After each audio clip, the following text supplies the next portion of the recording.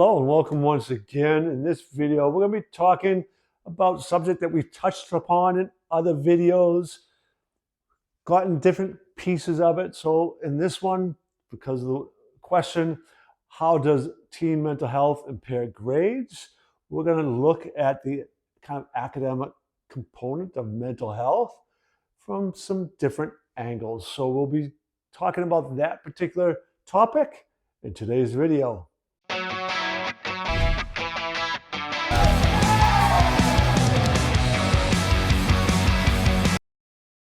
We've talked about some of these topics in other videos. We're kind of revisiting them in a slightly different viewpoint in this particular video, but we obviously are going to need to talk about what's going on in the brain when it comes to mental health and learning, and then how depression and anxiety is going to actually impact motivation and how that kind of plays into this idea of academic performance or grades, and then what happens with their behavior and the social withdrawal and things that will happen when teenage mental health isn't well and how that impacts grades. We're going to be looking at, how do we help teenagers get control of this? And all of those things we'll be talking about in this video. One of the things that's going on with mental health is a lot of teenagers in general are trying to develop the executive function aspect of the brain. Some are better at it than others. But when your mental health is poor, that really negatively impacts that functioning of that skill set, of that development. So if you're already struggling with things about managing your time, managing your belongings, managing your life, mental health challenges exasperate that problem, exasperates that ability to develop that executive functioning. So if you imagine your life being cluttered, and I don't mean just physical clutter, but it may help to imagine being in a physically cluttered environment every day. And students who have executive functioning challenges often have that feeling of clutter inside their mind, right? So they have a hard time managing the daily activities, what they have to do, when they have to do it, where they put their stuff, how they organize their materials. So they can't find things. They don't know where they're supposed to be. That all creates stress when you can't kind of navigate yourself through the day. And if you have mental health challenges thrown in there, and that makes it worse, it's once again that kind of downward spiral. So that's one aspect alone of how mental health is going to impact a child's ability to function well in a traditional school setting. The two big mental health crises or challenges facing teenagers today are anxiety and depression. Those are the two major ones. They're not the only ones, but those are the two major ones. And anxiety and depression impact dopamine and serotonin, which are the chemicals within the brain that deal with motivation.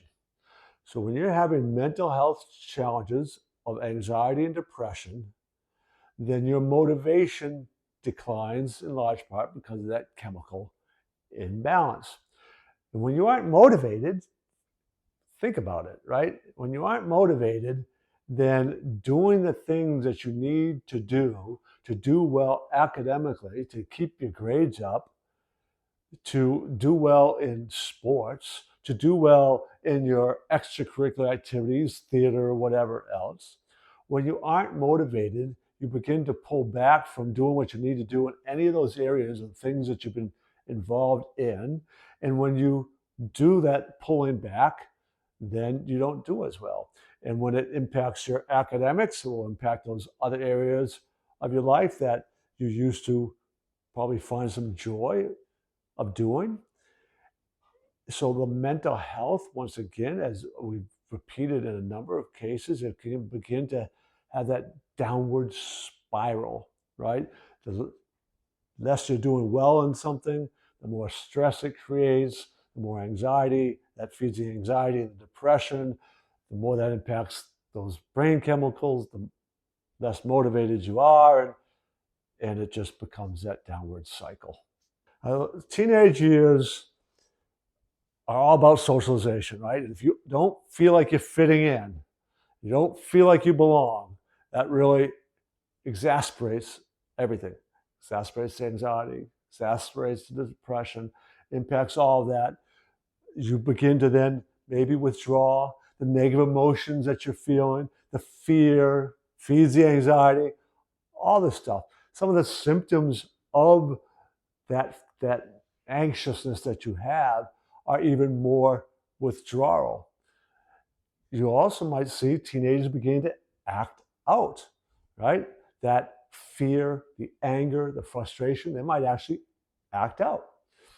Many just withdraw, they go within, and it can become such that they have a hard time attending school. And not just like being there attending to what's going on around them, but actually coming every day. I had a couple students like that. One of the very first students I had in one of the districts I worked in, there's a long history in this family of nobody graduating. A highly dysfunctional family. Won't go into all those details, but this student's attendance rate was about 30%.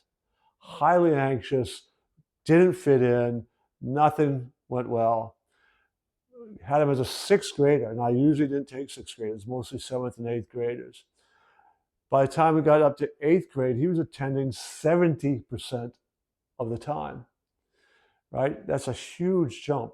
He was beginning to be able to attend, not just physically, but when he was there, attending mentally. Had another young lady came to us whose anxiety was such, we got her eighth grade year, and well, such a sweet young lady, but she was just so anxious. She couldn't attend physically or emotionally, mentally when she was there. She kind of isolated. She had a hard time, as nice as she was, she had a hard time connecting.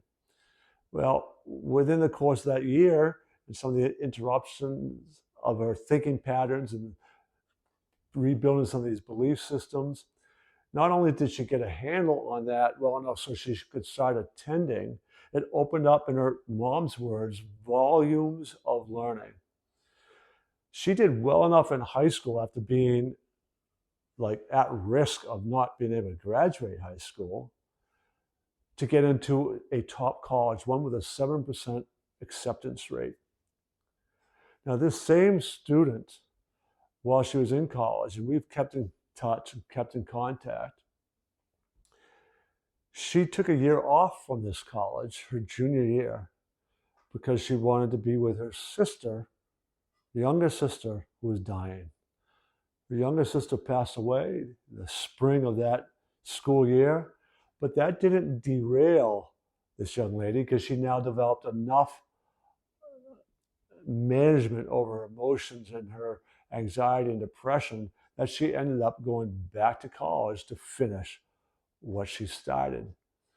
Those examples of two people whose anxiety and social withdrawal exasperated were switched, or we flipped the switch on those by dealing with their mindset, the beliefs that they have about themselves, what they feed themselves with, the words that they use, the language they use, their physicality, their breath work, how to change their posture in a given moment.